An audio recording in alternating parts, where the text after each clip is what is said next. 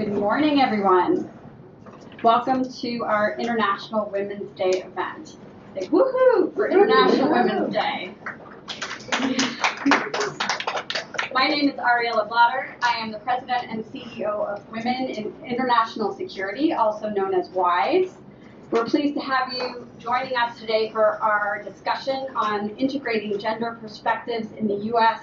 Global Fragility Act, Innovation and Implementation. We'll call that GFA for most of the rest of the conversation.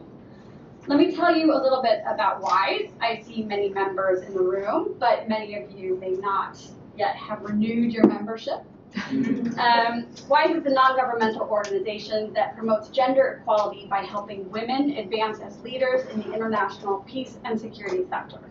For over 35 years, our global organization has provided professional growth opportunities for people leading research projects, gender equality research, nurturing a community of powerful security advocates, having expert roundtables like we're having today, and having networks of advocates, experts, leaders, and mentors. Our network spans 50 countries, 6 continents, and includes 15,000 supporters committed to closing the gender equality gap worldwide. And if you're not a member, which I can't believe would be possible, please go to wisglobal.org and do join. We have the distinct pleasure and honor of welcoming Anne Witkowsky, the Assistant Secretary for the Bureau of Conflict and Stabilization Operations. We have a formidable panel of experts here today who will discuss the GFA and approaches to integrating a gender perspective in the 10-year strategic plans of the priority partner countries and region.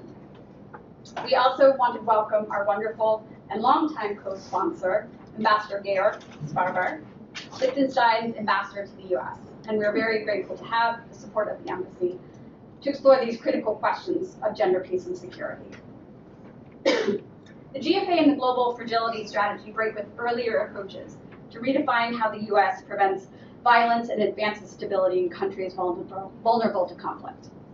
This new approach, not so new at this point, but was very new when we started, focuses efforts on prevention, stabilization, building partnerships, and providing partner nations with tools and mechanisms to manage their response to chronic violence and conflict. The active participation of women in all of these aspects increases the likelihood of positive change and the challenges faced by some of these countries we will be discussing today: Haiti, Papua New Guinea, and the states of West Africa. These cannot be solved without meaningful participation of women at all stages and in every step in this effort. Further, understanding gender dynamics in any country and the gendered impacts of conflict in fragile states is paramount to preventing further instability. This is something that we believe at WIIS, and I know from this distinguished audience here that all of you believe this too. Let me describe how our discussion will flow today. In a moment, Ambassador Georg Sparber will provide opening remarks, and following Ambassador Sparber, Assistant Secretary Witkowsky and I will have a one-on-one discussion to introduce the GFA and set out some themes that will in turn be taken up in detail by our expert panel. After the discussion, we will open for Q&A with the audience. Ambassador Sparber, I just wanted to mention how important it is to have you here today and how much your partnership means to us. Ambassador Sparber comes with a small but very dedicated team at the embassy, and they choose their partnerships very selectively.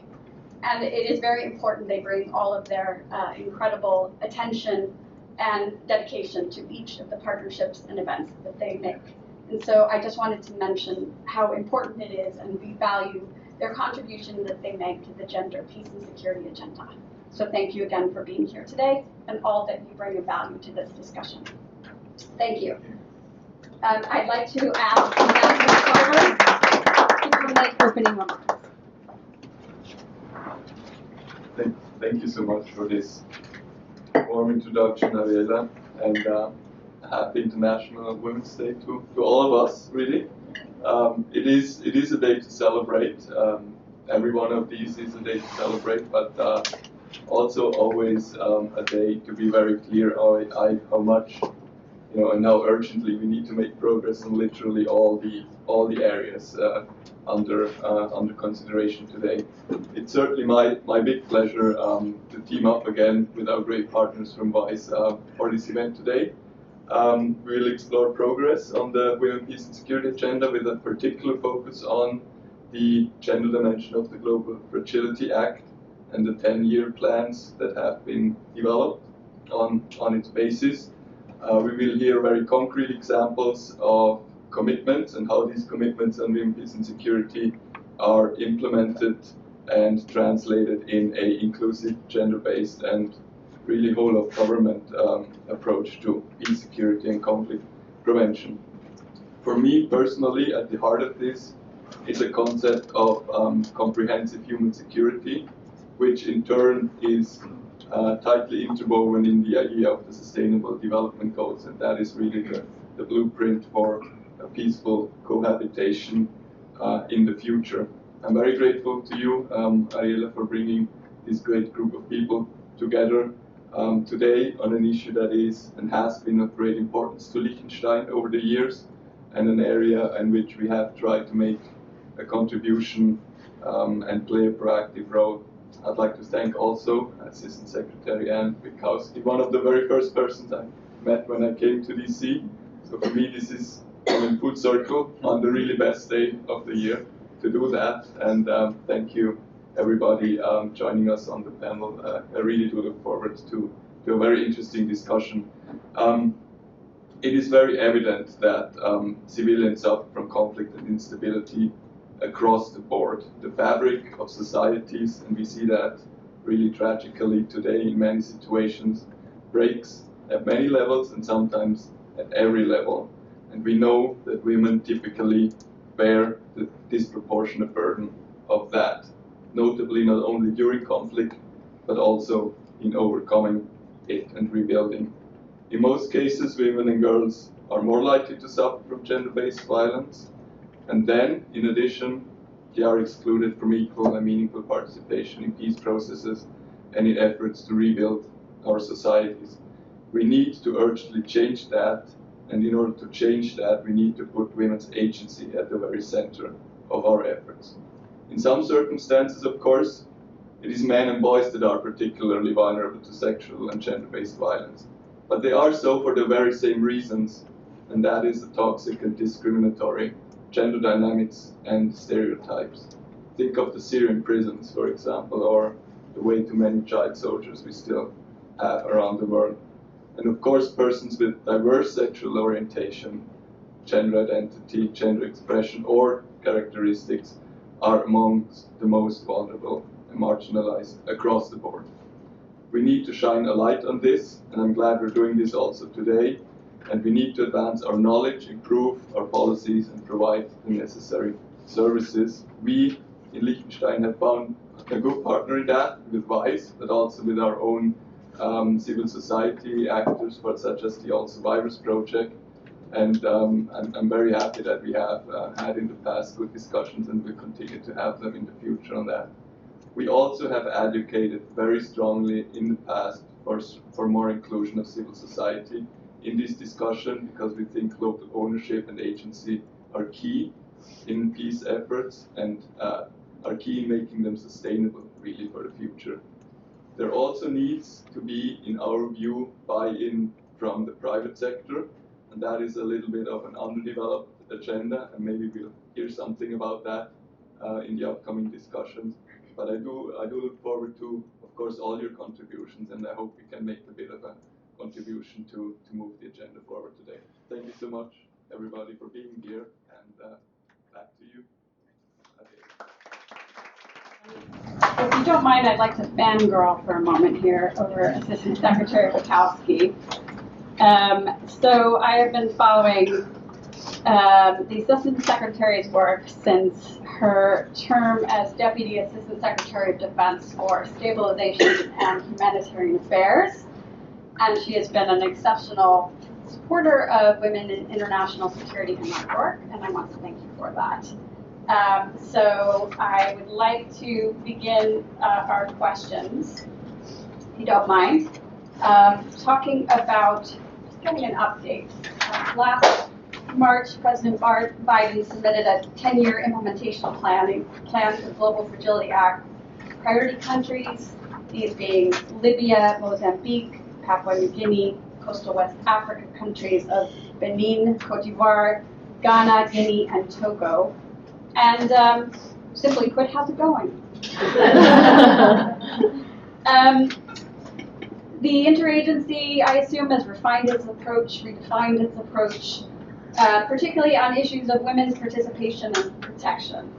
And I'd like to hear, since you're among friends in this closed audience, if there have been challenges and how these might have been overcome. Please, the microphone is on for you. Great. Can you hear me? Great, terrific. Okay. Well, thank you so much. Thank you, Ariella. Thank you, Ambassador Sparber, for the introduction, for the opportunity to be here. And I'm also very honored to be joined by this distinguished group of panelists who will be introduced to you more formally in a moment, but many of whom I've had the opportunity to work with over a period of time. I also want to give a special thanks to Women in International Security. Right, I've been involved with this organization for a long time, which for more than 3 decades has championed the leadership of women in the field, in government, and outside it. And it's been an important source of collaboration and opportunity for me in my own career. And Ariella, thank you for carrying forward leadership of WIIS. Much appreciated. And I also want to have a special shout out to the Alliance for Peace Building, Liz Hume, for your continued leadership. As you help us strengthen the Global Fragility Act implementation through the GFA Coalition. Your recommendations have been so crucial to informing our work as we go forward. Now, for your question, let me set a little bit of context. Yes, we are both refining and innovating how we engage on challenges in conflict-affected contexts. Our strategy under the Global Fragility Act, the U.S. strategy to prevent conflict and promote stability, was developed pursuant to the law, and it guides the work. The strategy has several elements to it that I think bear reviewing here. It sets forth a long-term approach. We talked about 10-year plans, 10-year time horizon, and it really looks at elevating the prevention of violence and conflict as a core objective. Some of the features of the strategy are its emphasis on addressing drivers of fragility, elevating local ownership and local voices, taking an integrated whole-of-government approach where we align resources to our plans, working more closely with our bilateral partners and with multilateral organizations, work together to ensure that we are coordinating against, to the extent we can, common objectives, and committing to adaptation and learning through our data-informed, evidence-based decision-making. Now, as required by the strategy, you mentioned, we are advancing women's participation and protection as a cross-cutting matter, a priority within the 10-year plans with a corresponding emphasis on local partners. The evidence and lessons learned over the past decade make clear that these inclusive approaches present an opportunity to create the conditions for longer lasting stability and more durable peace. And that's why we're championing women's participation, including as part of advancing local ownership. So let me talk about some of what we're doing. We, in the development of the plans, conducted hundreds of consultations for each partner country and region under the strategy. That included women's organizations, women peace builders. The consultations helped for us to highlight key risks and drivers of instability in the priority countries and region. And one of the key outcomes of our consultations is a strong and contextual understanding of how women, where they are marginalized, and in cases where there is gender-based violence, can drive conflict in unique ways in each of the countries in the region. So based on these consultations and the subsequent analysis, we've woven issues of women's participation and protection into our innovative approaches for every country and region in all the plans. Examples: enhancing early warning systems and community dialogue that are responsive to gender issues, strengthening human rights, promoting economic inclusion. The plans reflect an understanding that empowering women is a critical part of building sustainable peace. And we intend to continue this consultative approach as we go forward. We've developed these relationships. We're going to continue them and deepen our partnerships as we implement the plans because we're striving for a shared vision on how best to approach the various challenges. Now, you did ask me about the challenges of integrating women, peace, and security, women's participation and protection in the plans. And I have actually a very short answer to that, even among friends. It's extremely helpful to have a mandate, a legal mandate to do this. And by having that legal mandate, we were able to incorporate the work that we needed to incorporate into the plans from the very outset. Well, thank you. We appreciate your forthrightness and your optimism. Let's talk about our favorite topic, gender, and continue the thread. In implementing, the U.S. should be responsive to ways that gender inequality shapes specific security contexts in each GFA location. Not recognizing and integrating gender perspectives from the onset, something that you just sort of referenced in your response, or failing to build partnerships with women can inhibit the U.S. from achieving those goals in GFA countries. How do the various implementation plans and programs build a robust gendered approach?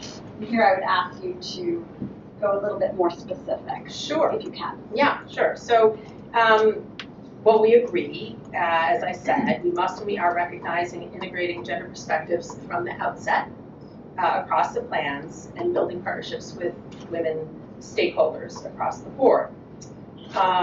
And I should just also add that the Global Fragility Act has a particular focus on partnerships at the national, regional, local level. I mentioned private sector, with civil society, academe, and the full range of stakeholders that we might encounter in the environments in which we are working. And it's important that the ideas and perspectives of these various groups and institutions, as well as our bilateral partners and multilateral organizations, are incorporated into our thinking. They inform the planning and the conduct of the of our implementation of our strategies and our monitoring, evaluation, and learning. So that's where we are. So we have centered gender perspectives across all lines of implementation, political, economic, security, as well as across our diplomatic engagement, our foreign assistance, and where we can, our security cooperation. Priority areas do vary across the plans because the challenges and the opportunities specific to each country or regional context are going to vary. And I know we're going to talk a little bit more about that among our panelists, but let me give you two specific examples. So Libya is one. Now, the initial focus of our plan in Libya is southern Libya, which is a historically marginalized part of the country that has experienced its own recent instability. It's also the gateway to the Sahel, so that we see a connection between a more stable south and the stability in the overall region. There, we're partnering with the United Nations, the local government, actors, and others to advance reconciliation and reconstruction. And with respect to women, we're helping to address the differential impact of public services on women by strengthening women's roles in local institutions, including through support to a network of elected local officials.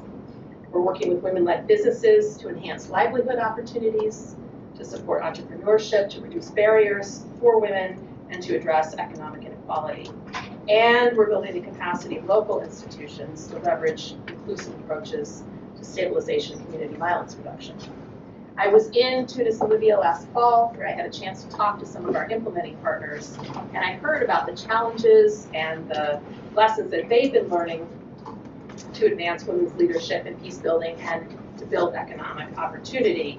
And they are working in an environment where there is opposition in some quarters, and it was impressive to hear their stories of persistence and their commitment to continuing this work with us.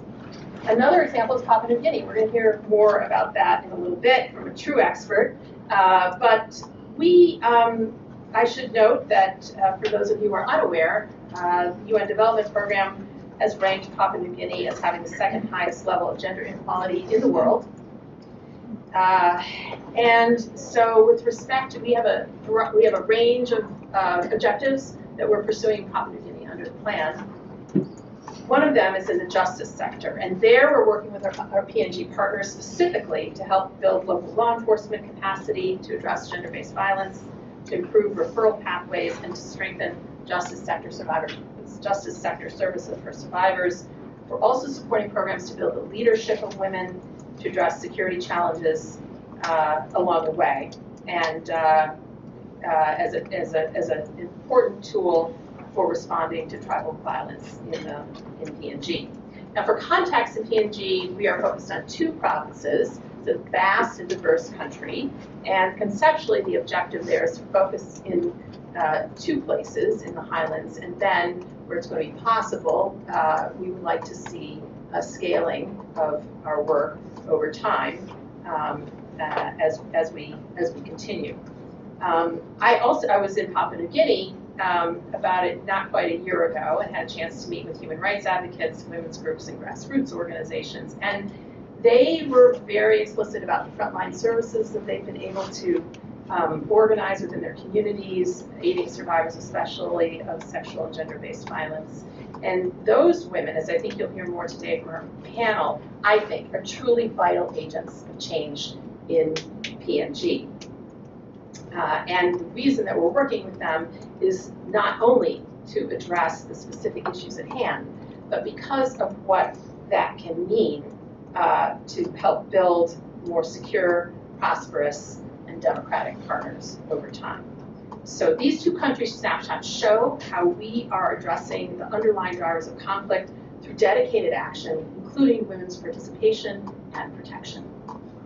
Thank you. I appreciate your response, and looking toward the future, having identified these countries, none were in a position, but I also would reference that PNG was at a particularly dire position, if I may use that language, regarding gender equality and gender-based violence.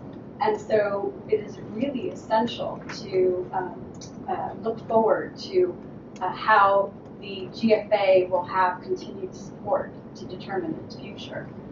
Projecting forward, what are the challenges in sustaining the GFA effort? Politically, with geopolitical competition now the national security concern, institutionally to achieve the necessary whole of government approach that it requires, which is quite unique, and in documenting the progress more broadly. Can you talk about what is necessary to ensure that we can continue to do the work necessary here? Yes, thanks, Ariel, and I'm happy to talk about it in particular to this audience. Well, look, a significant challenge is that this is work of building resilience, of addressing drivers of instability, is a long-term endeavor. And being that it's a long-term endeavor, we need patience and we need commitment. Having a long place is crucial, but we also need to understand where we can identify early progress, build on that early progress, and then adapt over time to maintain that patience and that critical commitment. Now, on the geopolitical front, we are implementing the agenda in a way that definitely recognizes current and emerging challenges, and it has really from the outset. One could argue that the imperative for this type of work is growing, not diminishing. Democratic backsliding, food insecurity, effects of climate change, record numbers of displaced people, they're all some of the many factors that are placing pressure on areas at risk of violence or conflict. So that's one reason why prevention is so important, because it can save lives and it's less costly if we intervene early. Institutionally, I see some veterans of the government here. Okay, it's important that we right now are creating the processes that we want to institutionalize over time. The longer they're in place, the more we ensure we're learning, we're improving them as we go, the more likely they are to stick. So we're creating what I call habits of cooperation. That is ways of doing business, of working together in the interagency, of coordinating more closely, planning and aligning resources. And the longer we do that, the more habitual, the more likely those habits are to be retained. Also, where possible, we've tied the plans, our plans, to the national plans of the partner countries with which, the priority countries with which we're working. So that's true of their national plans, and it's also true of their national action plans. And that also increases the likelihood of this linkage, can increase the likelihood of sustainability in our view. We need to, with that, continue to enhance our partnerships with others so we're making the best use of resources over time. And we are, in fact, working to leverage a number of existing funding mechanisms, multilateral funding mechanisms, to expand women, peace, and security innovation and partnerships in GFE contexts. And that's also part of the sustainability, working with existing funding mechanisms over time. I have a number of examples of those. We're working under the UN Women, Peace, and Humanitarian Fund, providing direct, flexible funding for diverse local and grassroots women leaders and organizations in Haiti. And we've also been part of a very exciting new initiatives to help fill certain data gaps, including gender data gaps, through a multi-donor fund at the United Nations called the Complex Risk Analytics Fund, which supports data for crisis action. Now, the last part you asked me about is documentation. That's a critical component of this as well. And as we embark on implementing the GFA plans, we're going to measure our impact and evaluate where concrete progress has been made and where we need to adjust. We're going to share lessons learned and identify best practices for implementation and use the evidence to inform needed change in programming or approaches and what lies ahead of us by way of emerging challenges. And just to say that this monitoring, evaluation, and learning component of what we're doing is central to the law and to the strategy, and that's the documentation piece. So I'll stop there for the moment. We have, I know, a great panel that's waiting for us. I just want to say we value the continued partnership of you all in the room, of you, Ariella, of our panelists. This is really challenging work, and it is rarely straightforward. So I look forward to listening to my colleagues to hear what they have to say and hearing more about your perspectives and recommendations. Finally, I just want to add that I think International Women's Day, very glad to be here, gives us the opportunity to reflect on what we're doing, on where we want to go, to recommit to the women, peace, and security agenda, which is so integral to our work together in pursuit of a more peaceful world. Thank you. Thank you so much.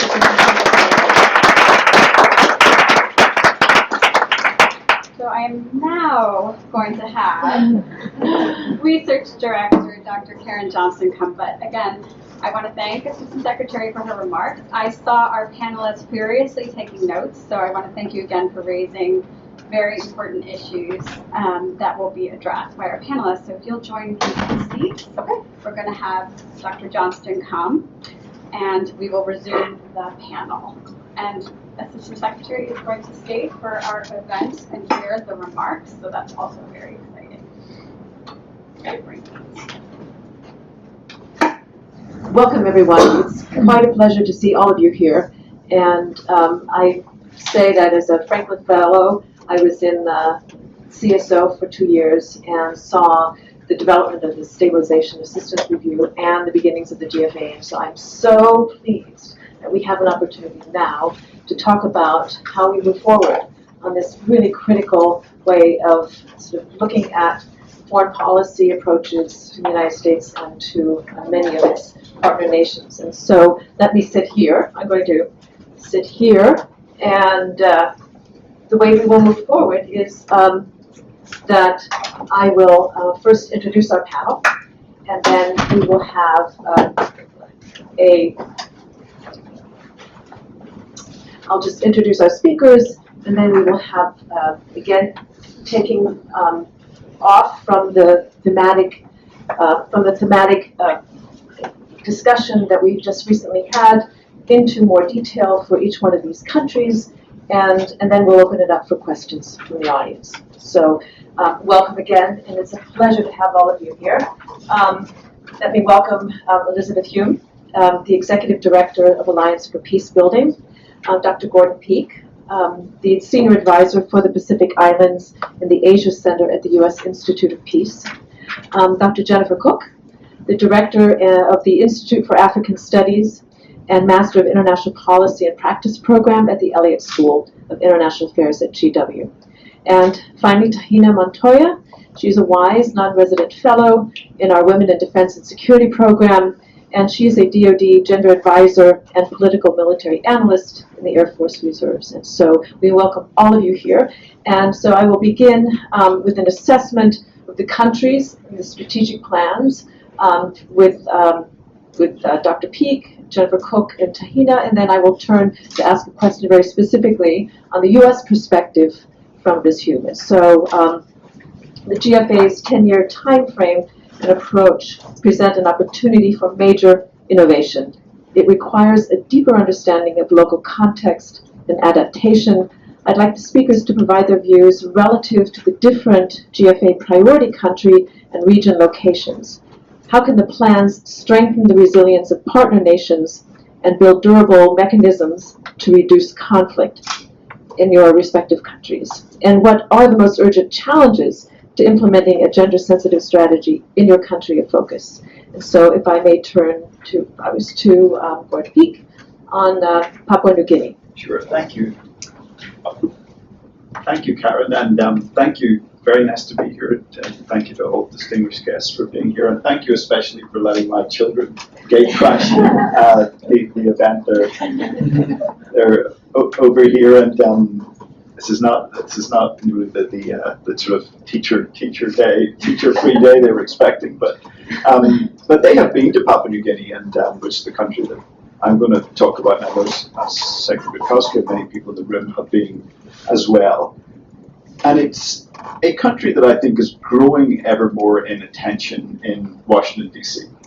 Even in the sort of 2 and a bit years that we've been here, there's been much more of a kind of arc light of attention that's being shone on Papua New Guinea, and I think that's a welcome bit of news. It's a place that the United States has long had historical ties with, going back from the Second World War. President Biden's grandfather, I think, fought in the Second World War, was stationed in Papua New Guinea for a while. And Kathleen Keenest, our Director for Women, Peace and Security, who sends her regards and her apology. She's tied up as today. Her father served in Papua New Guinea as well. So I think there's also a large missionary and evangelical relationship between Papua New Guinea and the United States as well. So the more kind of you uncover it, the more ties there are. And so it was a welcome, I think, that it was identified as a place worthy of attention under the Global Fragility Act. It's also a good timing because we've just published, came out today, a special report that was commissioned. Couldn't have actually timed this better, or couldn't have worked this out better, because it was commissioned as part of the analytics that the Embassy in Port Moresby is conducting as part of the GFA implementation. There's a whole host of this work, and we were delighted to play a part in this. And the report is about addressing gendered violence in Papua New Guinea, opportunities and options. And as to sort of amplify and echo what Assistant Secretary Witkowsky said, gender is woven, to your word, in all the 3 components of the plans in Papua New Guinea, not as a bolt-on, not as a kind of afterthought, not as a, God, we better put this in because someone's going to mention it, but as a actual, vein that goes through all 3 elements, which are about strengthening community capacity for dispute resolution, supporting sustainable economic growth, and the justice piece that Assistant Secretary put in. And so what I want to do is kind of almost give a sort of roller coaster arc. I want to begin with some very bleak statistics about Papua New Guinea, and I want to end with what really kind of gives me quite a lot of hope for the place. And we had a great sort of scene setter before. Assistant Secretary Witkowsky said, a lot of the people of Papua New Guinea, a lot of the women of Papua New Guinea are really the people that kind of give me hope. So some statistics, I think, which are at the beginning of the report, and are really kind of bald and shocking. As you said yourself, the UNDP has said that Papua New Guinea is the second to last place in the world in terms of gender equality.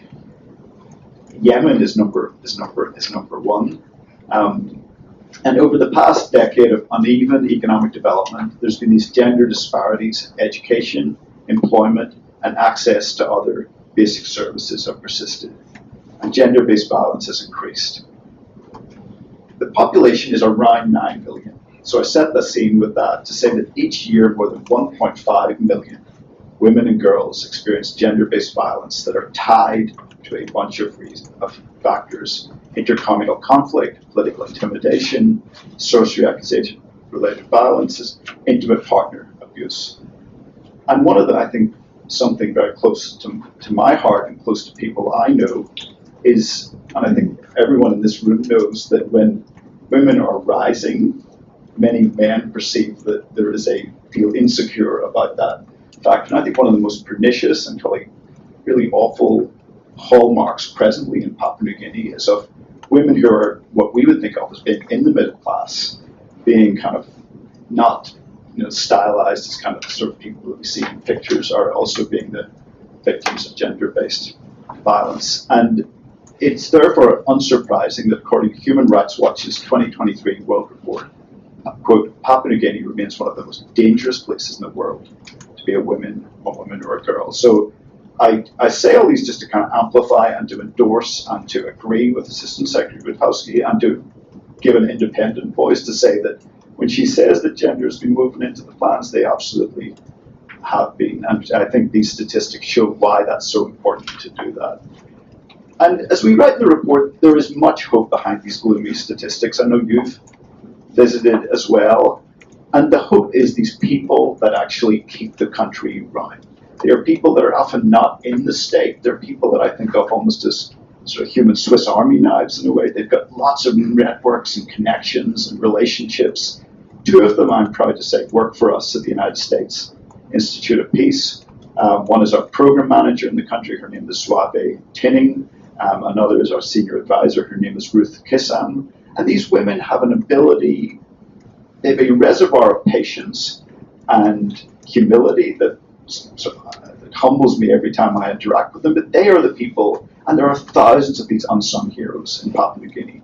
And I think the US it's sort of early days, I think, in implementation, but is doing a really good job in connecting with these women. And I think the other thing that I think is worth emphasizing about the GFA implementation in Papua New Guinea, and I think it's a terrific idea, is there's 22 provinces in Papua New Guinea.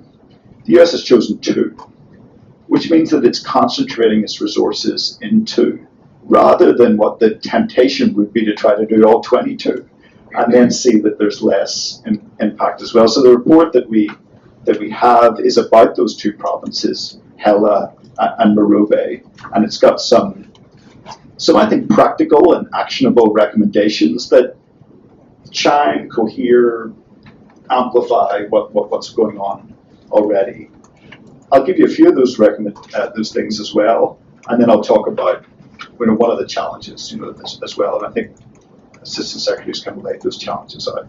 So what we say is in the report is you need to, as well as focusing on the state, we show in the report there's been a lot of focus on developing kind of the institutional framings around gender and around sort of 1325. Is that's important, and so too is building and supporting this network of local leaders and community groups and organizations that kind of fly under the radar. They often don't speak English, they often don't come to events, but these are the people that are doing the work. And that means creative funding models for these organizations. And I think that's the most really important things to do. One of a friend of mine who is one of these unsung heroes was dealing with a really, really difficult set of circumstances around she was managing a case of awful and horrific gender-based violence. And I ended up sort of talking to her about something, and her phone then clapped out. She couldn't, her network stopped. And she didn't have any money on her phone, to be able to kind of do that work. And there's thousands of people living these really precarious lives that are doing this.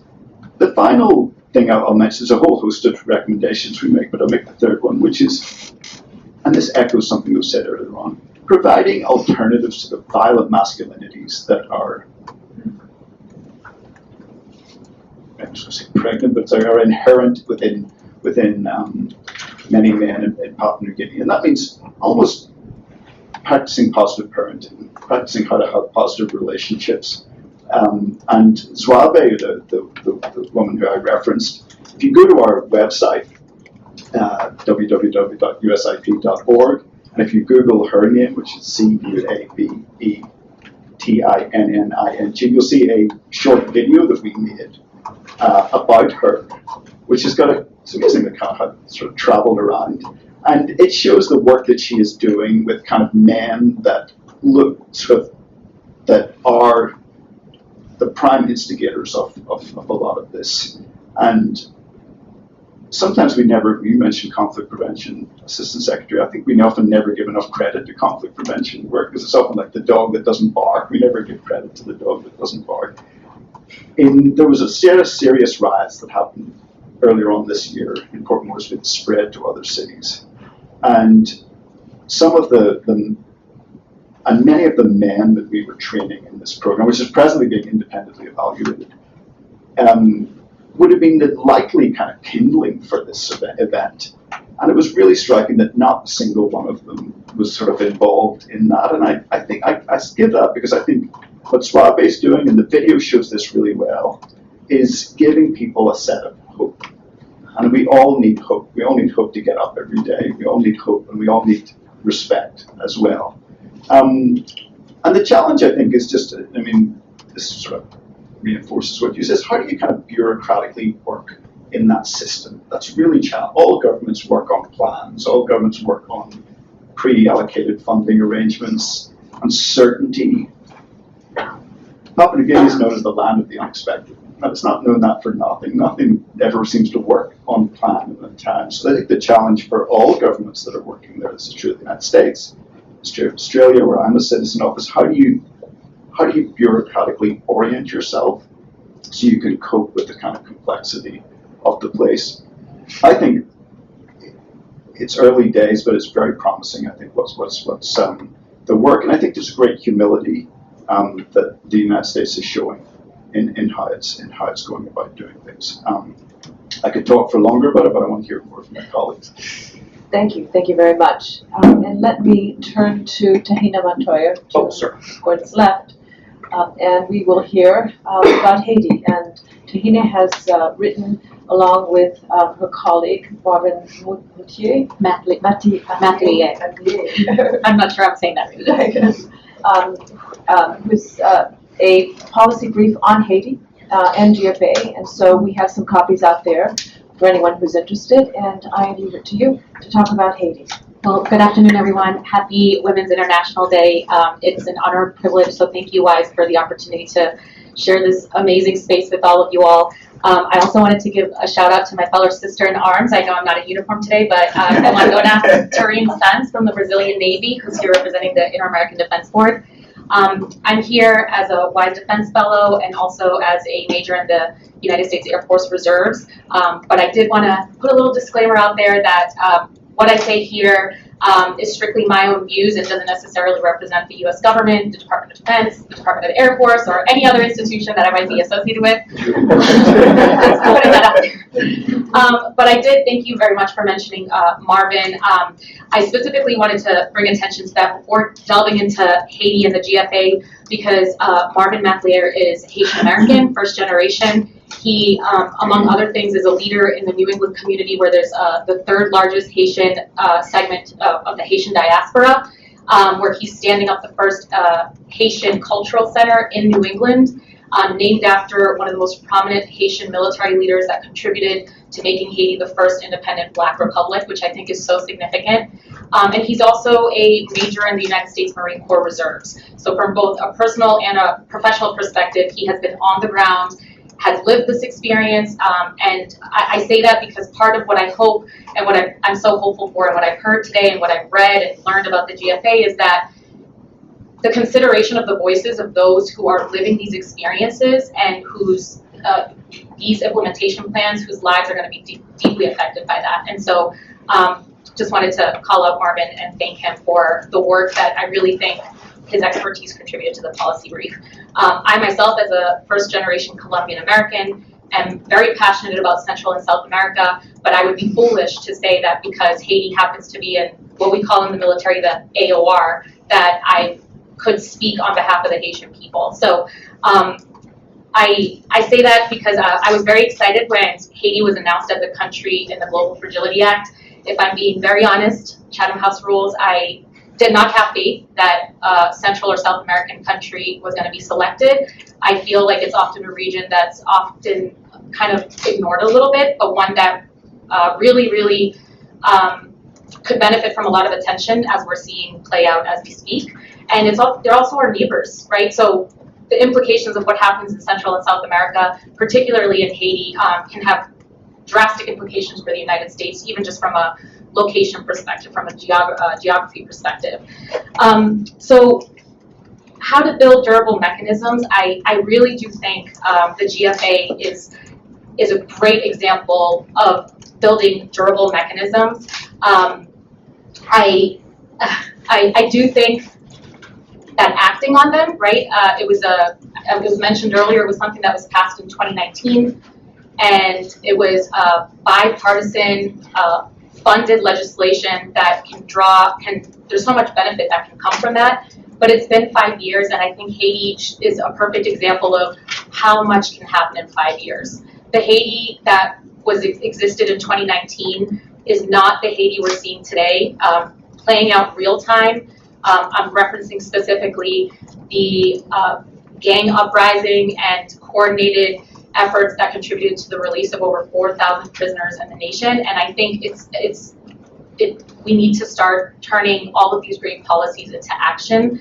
And I think you see that a little bit in the policy brief. Naturally, being from the Department of Defense and being military, having a strictly military background, we think about operationalizing, we think about mission, we think about how what is written on paper translates on the ground, and I hope that our policy brief offers some examples of how we interpreted that policy brief and how it can be seen on the ground. But some of the great things that I saw with the plan for Haiti, I really loved that it's a broad legislation, but that there was consideration that all of these countries and regions we're speaking about today are vastly different, and they're different as it relates to fragility and stability. And so I think that's already a step ahead, because I think oftentimes when legislation is passed, we often think it's kind of cookie cutter, right? That one approach fits all, and I really appreciate that. That was something that was not done with the Global Fragility Act. As was mentioned early by Secretary Witkowsky, over 230 individuals representing Haitian government, private sector, civil society were involved in the process of the development of the plan. And I also think I found it very refreshing that it specifically stated that the U.S., even though it has the best of intentions, that in the past the implementation of policies or efforts to help Haiti haven't necessarily gone as expected. And I think putting it on paper, putting that statement on paper goes a long way. And I hope that is something that is considered moving forward. There's also commitments to being innovative, especially in Haiti, given everything that's going on. I don't think we have to think outside the box. We have to think differently because what we've tried thus far isn't working. We have to, and I also do think that because of the situation Haiti is in now, a little will go a long way. And I think that does require action. And so for Haiti and specifically, the plan was a phased approach, which I think is very smart. However, even though the plan was published just in 2023, the phased approach might look slightly different today than it did back then, based on everything going on right now. So regarding the urgent challenges, this was not included in our policy brief, but naturally because of everything going on, stabilization is key. We can't even get to prevention yet, right? We have to focus on stabilizing And although our policy brief did not touch on the masculinities, which I feel could be a whole entire policy brief on its own, especially as it relates to Haiti, I think that understanding the why, what is causing these gangs to be so angry, what is driving their violence, and getting at the root causes of understanding their perspective would pay dividends in what we develop moving forward. But something that the policy brief did cover, that our policy brief did cover, was specifically gender-based violence. That's definitely something that's only worsening in Haiti. A health policy watch study studied women and concluded that 80% of the women that they studied had been victims of gender-based violence multiple times over, with 14% of them being children under the age of 18. Unemployment rate and the informal work sector.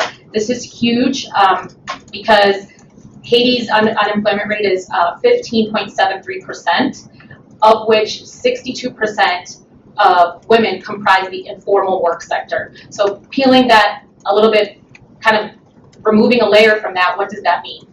You're the head of your household, you have children, you're working in the informal sector, you don't have health insurance, you don't have paid time off, and if that affects you, not only does that affect you as an individual, it affects your children, and if you're the head of the household, you can see how this becomes a very vicious cycle that needs to be addressed. Access to education. From Marvin, right, again, I'm not Haitian, but Marvin and everyone that I've had the pleasure to interact with, they make it very well known that education is paramount for Haitians and Haitian culture. Unfortunately, the public school system in Haiti is not sufficient. And so 85% of schools in Haiti are private, where oftentimes for a household, 40% of their income goes towards paying for one child to go to school. So if you have multiple children, you have to choose what child gets to get a good education, and you're committing your family's income to that. Think about the pressure for the children. For the children who don't get to go to school, there's not a sanctioned system by the Haitian government, but one that has been accepted as, I think, a survival tactic, has been the rest of X system, which is a form of indentured servitude where if you're a mom and you have 4 children and you can only send one to school, you're going to send the other children to maybe more wealthier households where they work for those families, and in hopes that you can bring up some additional income. There's laws in Haiti to prevent that, but it's starting at the age of 16. So what happens is you get ripped away from your family as a child, you get put into a household where you're working for that family, and then at 16 you get released, you have 0 education, you have been separated from your family, and you can see how that now plays a role in getting involved in gangs, getting involved in violence, prostitution, and think of the doors and the cycle that opens.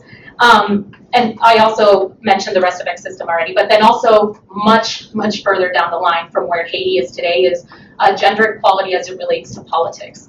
There's legislation that exists in Haiti that was formalized to help ensure there was gender equity in politics, going as far back as 1994, again in 2014, but in 2019, and again the Haiti we see today is very different than the Haiti of 2019, there was only 2.5% representation of women in politics. That, though, is much, much further down the line. And so, and then things that were not addressed in our policy brief, obviously the effects of climate. Haiti has been a country susceptible to hurricanes and earthquakes, and how do we be mindful of reconstructing a Haiti that can mitigate or that can prepare well in advance for the natural environment that Haiti is in. And last but not least, as I mentioned before, masculinities, which I do think plays a very, very heavy role in moving forward in implementation of the plans. Thank you very much. It's been, what is I think so important is to hear all the details kind of as in almost a comparison, to see some of the challenges. Yes, and the similarities. And so I would welcome Dr. Jennifer Cook, who will speak on Africa. Thank you so much. Pleasure. Thank you for hosting this. Great to see Ariella, Liz, and wonderful to see Assistant Witkowsky. It's been a couple of years. Delighted to be here. Now, I haven't seen the country-specific plans elaborated. I didn't see something. I saw the regional plan. And, you know, I feel a bit hesitant if hundreds of interviews were done in the countries to then offer my offer my recommendations, but maybe I'll take kind of a bigger view of kind of what I see the vulnerabilities in coastal West Africa. And what I think are the priorities, maybe they mesh, maybe they don't. First, on the economic side, I would start with that. West Africa and Africa is still suffering from the aftershocks of the pandemic. Inflation, debt. Inflation in Ghana is something like 25% right now. Consumer prices, prices for food, things that hit women particularly hard who are providing for their household. Nigeria's underperformance. It's not one of the countries, but it's an engine for the West African region. The cuts in ties between the coastal West Africa and some of the Sahelian countries, Mali, Burkina, Niger, which is a huge source of revenue for those coastal countries, for example. So the economic, and then not to mention the kind of enduring challenges of employment and climate change, which hit in those coastal countries. It hurts the northern regions particularly hard that are highly dependent on rain-fed agriculture and the climatic variations happening in the Sahel and Sahara. Second is the political. We're talking about 5 countries here, and they are different. So Guinea is still a military government. Côte d'Ivoire and Ghana Côte d'Ivoire came out of the conflict and seems more stable, although the next election may be problematic. Ghana has had successive changes of power, but Ghana is in dire economic straits right now. And then you have Togo, which is not particularly democratic, and Benin, which is kind of iffy, and both very small economies. And so it is a variety of countries. It's hard to think of a one-size-fits-all, which I think is not the purpose of the GFA. But this kind of the legitimacy of the questionable legitimacy and competence and performance of some of these governments is kind of compounded by this regional trend towards coups, which in turn is exacerbated by this very strategic and kind of relentless propaganda and disinformation campaign that aims to, it's ostensibly targeting the French, but it's deeply divisive and fundamentally kind of undermines kind of democratic narratives. So its aim is actually in some ways to destabilize, to polarize, and divide. Russia is very much behind those, but it finds traction in some of these countries as well.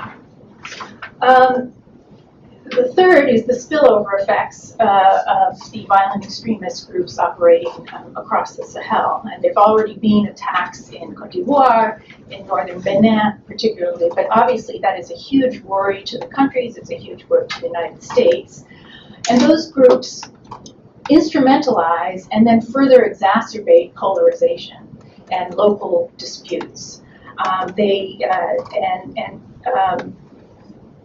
And the rise of violence kind of generates this populist support for militarized solutions and militarized governments, which is may in part account for why some of the coups in West Africa have seen a lot of popular support.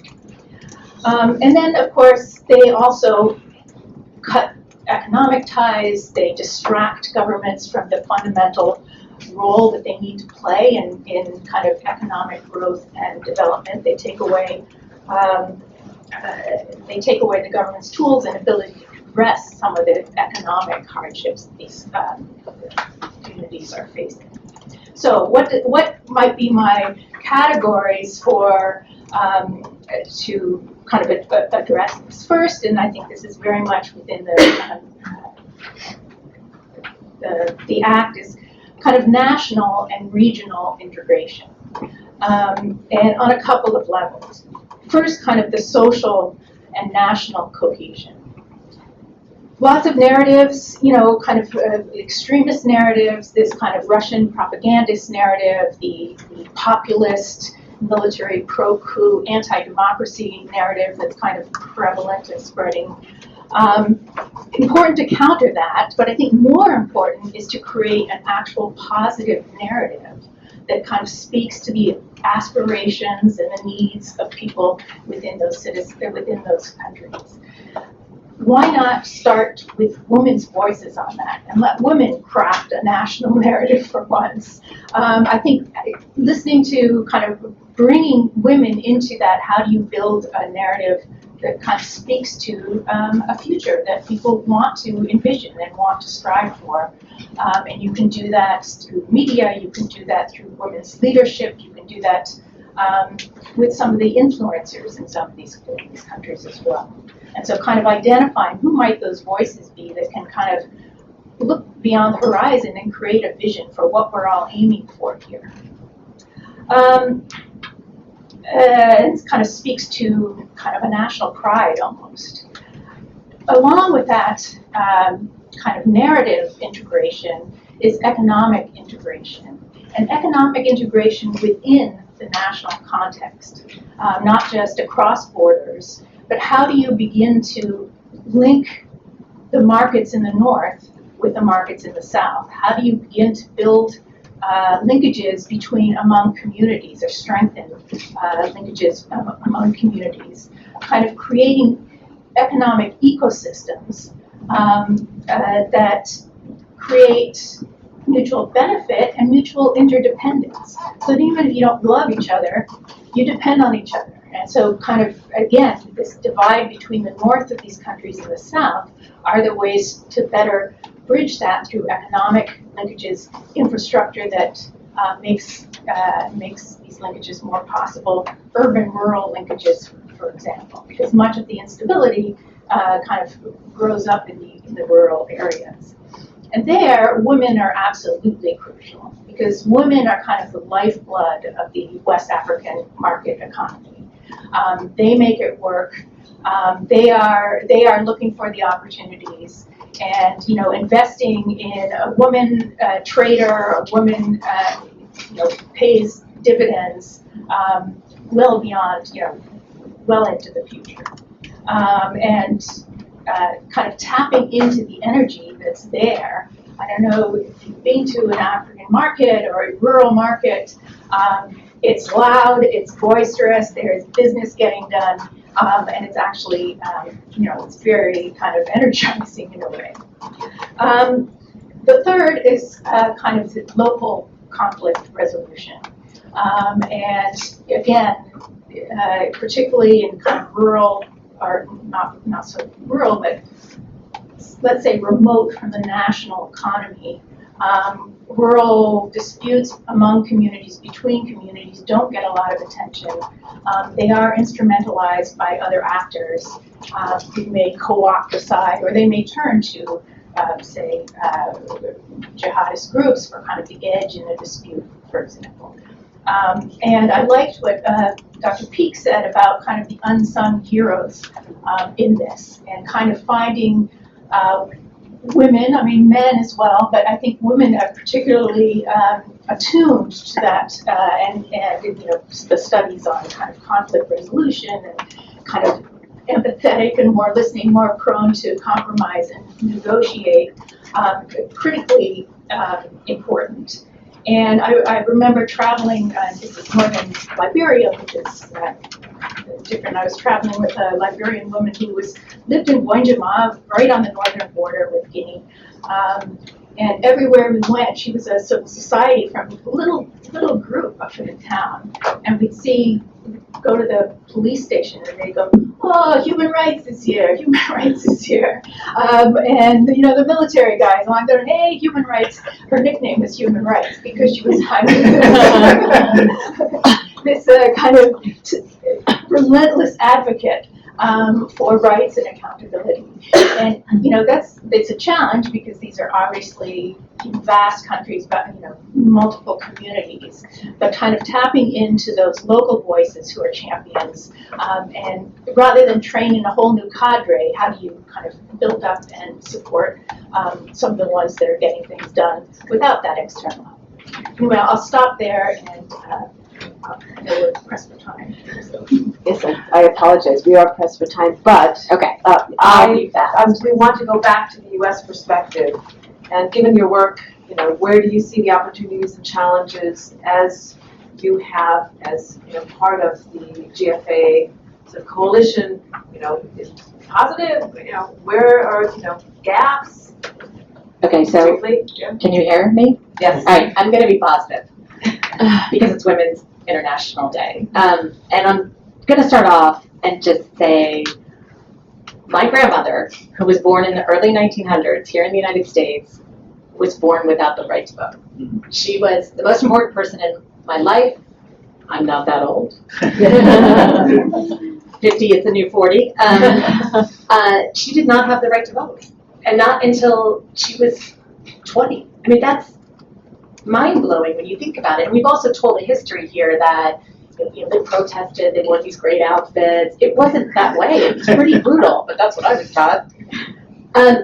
So why do I say that?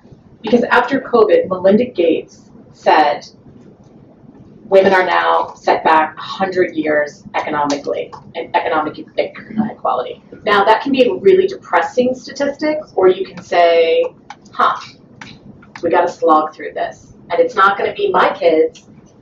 If they choose to have children, it'll be their children that will see this economic equality.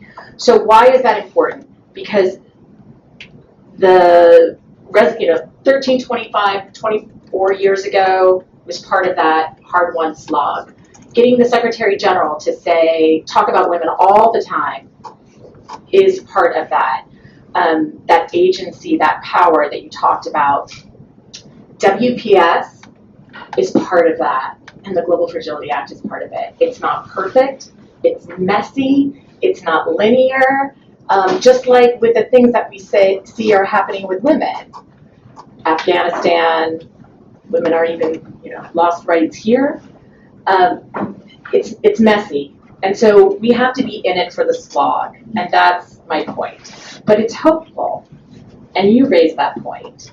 And so that's what we have to be focusing in on. And the global, and I called Megan Corrado from AFP, is the massive engine behind all of this.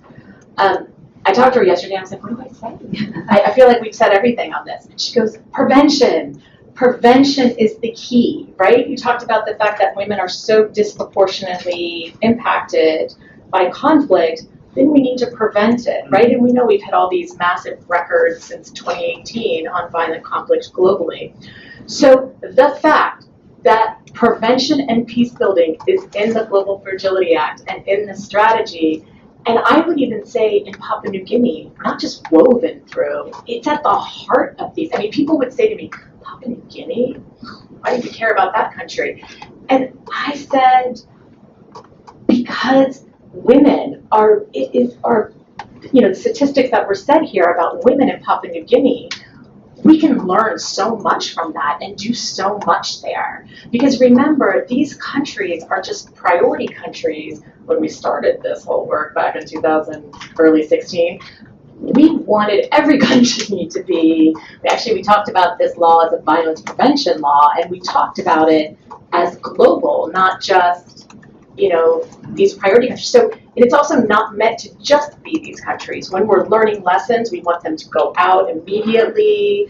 We want countries to be added to it. So think of it that way in terms of, this bigger experiment. And again, I say within Papua New Guinea, it's not woven. It's really the heart of the work in Papua New Guinea.